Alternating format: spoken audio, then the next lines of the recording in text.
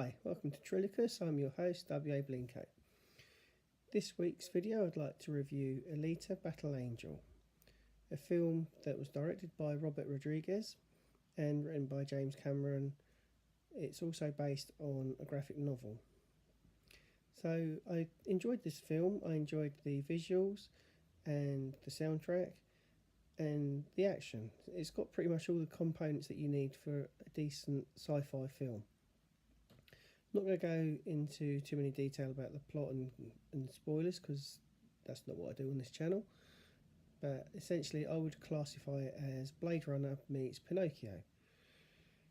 The main character Alita is an android that's been discarded in pieces, and she's put back together by a surgeon. And it's really like a coming of age film. There are some cliches, but they're nicely done, I felt.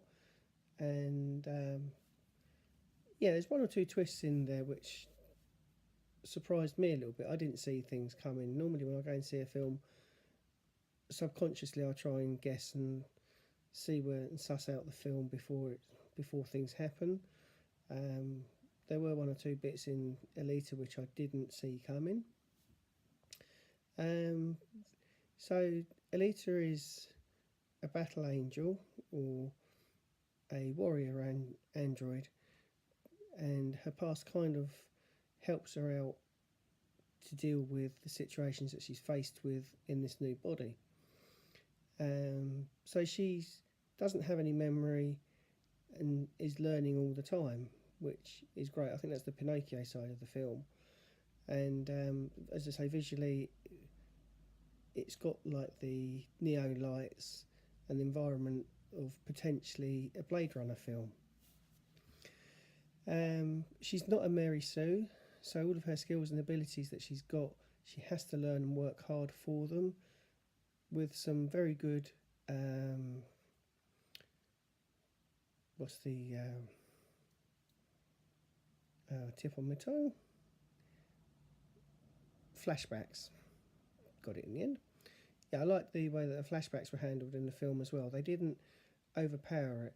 I'm finding that a lot of people, when they make films and TV programs these days, tend to throw you straight from the action into something that happened in the past without any real explanation, or filmmakers seem to be using flashbacks too much to tell the story, rather than let the character grow on screen and let you grow and see how they grow with them.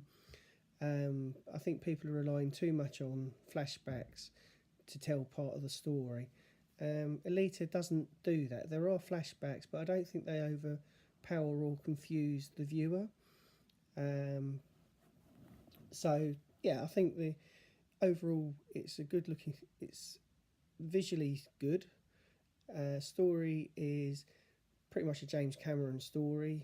So if you're familiar with his films like Aliens, Avatar, Titanic, you kind of get a gist of where his stories go and what they're about.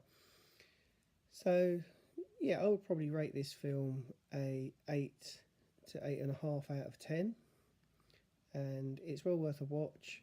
If you get a chance to see it, go and see it before it disappears from the cinema. There isn't the political messaging that Captain Marvel suffers from, and I'm not going to start saying the reason why this is a better film than Captain Marvel, because that's not what I'm about. It's a film at the end of the day. It's escapism, and you're going to like things that I'm not going to like, and I'm going to like things that you're not going to like, because we're all different.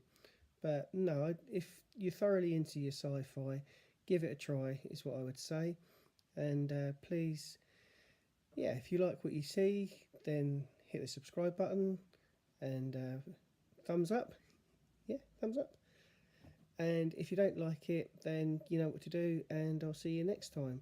I am also working on a 40th anniversary edition of Alien. That's not what I'm working on.